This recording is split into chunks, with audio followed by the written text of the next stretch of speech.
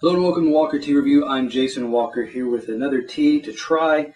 Always new teas to explore. Go ahead and get this one ready to go. This is a pu'er, so I'm going to go ahead and it originally comes in a larger cake, pressed cake, but I've broken off a bit, ready to go.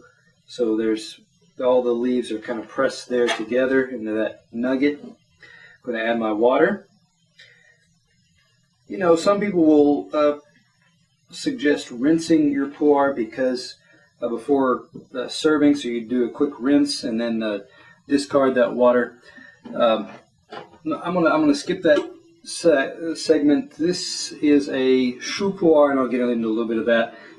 It's not the type that has been sitting around for as long. It's a bit younger, where some of your older, more matured pu'ers, a rinse may be more worthwhile. If you're talking about teas that have aged for years and years and years, that potentially could have some colonies growing and accumulating on the surface there. So, having said that, I'm going to let this steep. Let me put my lid on here. That looks good. A little bit of water just coming above the edge of the rim of the lid there, so it should be okay. I'm going to keep an eye on this also so it doesn't steep too long. I want to introduce this tea first. This is from Teavivre. This is the MengkuArborRipe. It's a ripened pu'er from year 2007. You can get 20 grams, which would be two 10-gram pieces, similar to what you saw I put in, although that was not a full 10 grams that I put in. For $4.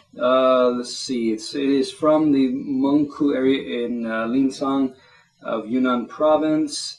Let's see, information about years, 2007, what does that mean? The tea was plucked in 2007 by hand, according to the product page at Teavivre, but it was pressed into a cake in 2011, and so it was plucked in June 2007, pressed into a cake, produced in August 2011, and so there was some fermentation processes going on in between those two dates. Okay, so I'm going to talk about the dry leaf, the wet leaf, and the liquor. We give a peek at that. That looks pretty good. There's quite a bit that's come off, so this will be dark, maybe not as dark as some subsequent steeps because it's still compressed. It hasn't loosened up. The water really hasn't gotten soaked into that very dense little nugget there. But I'm gonna leave that for a moment and be able to get to this dry leaf first while that sits for a moment. Pulling out an example of what these samples can look like. Here's a nice, good size right here. You can tell this looks like it came from the surface of the cake because you've got a smoother area here. You've got where it was broken off here on the back, and as you look at the back, well, I'll look at the surface here.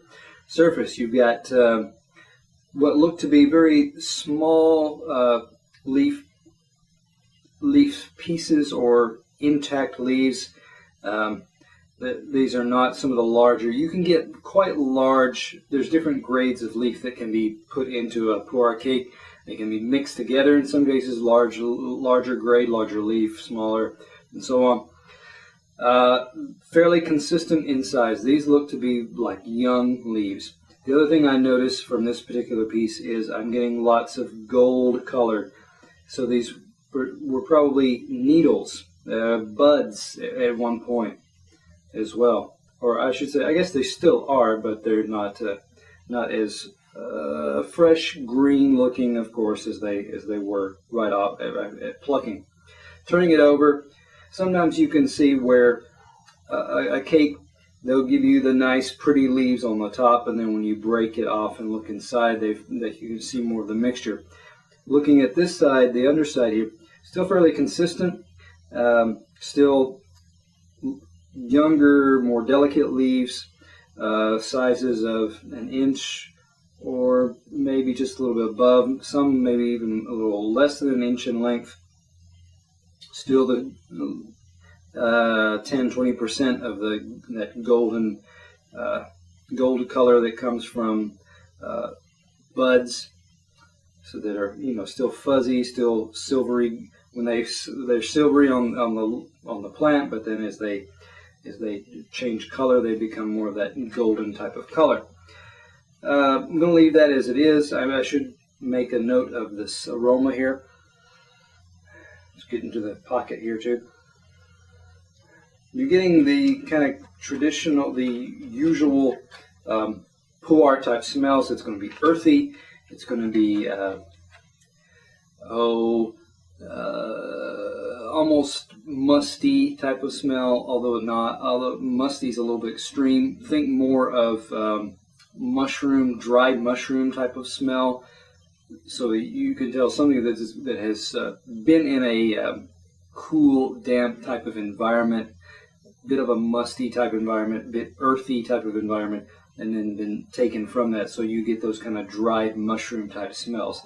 Now, there's not any kind of off-putting, decomposing type smells to note in that. So I'm going to go now. While I've already poured, I can get now to the wet leaf. I don't expect that this little piece has loosened up enough to be able to pull off wet leaves, so that's going to be a challenge to look at that. So we'll look at that dense collection of leaves again. Still the mushroom type smell. If I had to put more of a finger on it, I would say more of like a dried porcini mushroom type of smell. Not the most potent that I've come across. So there's almost a bit flinty metallic type of smell coming off as well. I'm gonna pull out that chunk here. And it's actually loosened up quite a bit. I can actually kind of squeeze that with my fingers and it breaks apart. When I do so, it's really going to still be a challenge to see a lot of difference here, because the steeping process is all those gold colored looking buds. They're all the same color with everything else here. You're getting dark, kind of a bistre, blackish, grayish, brown color here. Okay. Again, pieces, now as I kind of look at these pieces here, I have some that are an inch in length, but most of what's here is actually looks to be a lot less than an inch in length. Okay. So fine, small leaves and pieces of leaves. It's still hard to tell, to be able to. They've been pressed for so long. It's going to be hard to tease them open. So letting that sit. Moving now to the liquor. Let me give that a swirl. The characteristic pu'er. Two characteristic colors. The sheng pu'ers, those will gradually change in color. The raw pu'ers. These are teas pu'ers that have not gone through this type of rapid, accelerated fermentation process.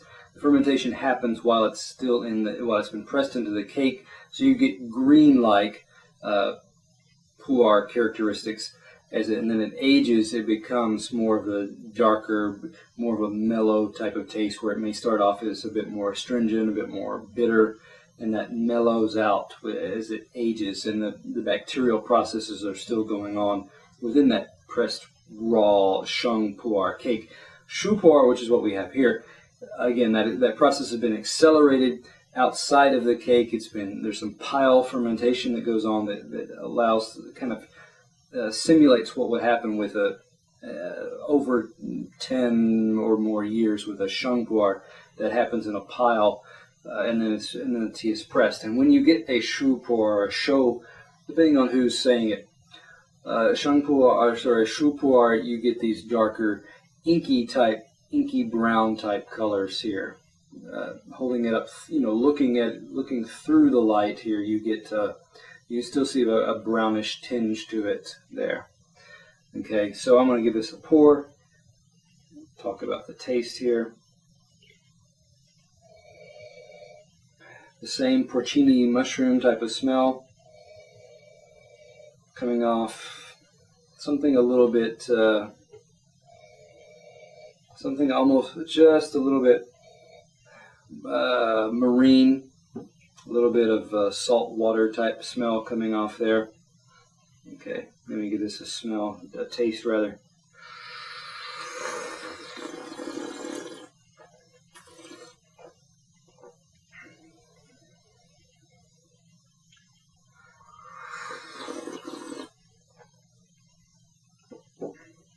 Now, this is the first steep. This type of tea, often the second, third, subsequent steeps have opened this tea up more, and you get more from those subsequent steeps. This first steep, I'm not getting a lot of texture. It's still pretty thin, even though it's got a fairly dark color. Not a lot of thickness and feel on the tongue, in the mouth.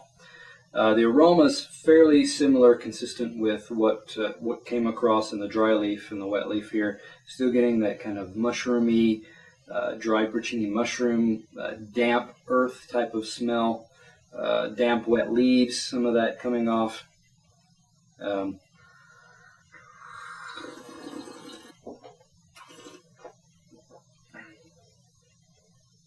Aftertaste, there's a bit of a sweetness there.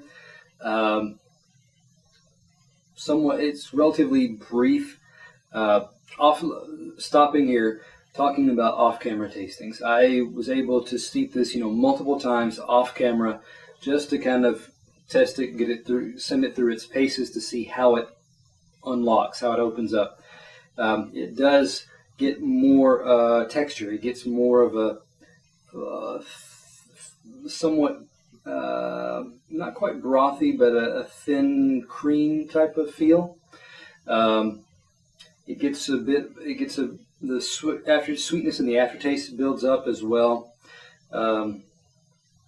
Looking at this, talking about this one in comparison or relation to other chou puars, it's in the neighborhood with a lot of the ones that I've come across. Nothing really just stood out as outstanding as far as the texture, outstanding as far as the aftertaste, outstanding as far as any kind of nuanced flavors. It just stays within that general, usual range of chou puar components. So, if I give this tea, if I look at this tea, it doesn't have any kind of outstanding flaws. It doesn't seem to have any kind of outstanding, remarkable qualities either. So I would put this right kind of in the middle. I would give this one, probably have to give this one around an 88. Like I said, generally safe, recognizable qualities. Nothing that really just jumped out at me though either. So come back to Walker Tea Review to find those teas that you want to stay away from and those ones that really jump out to you as well.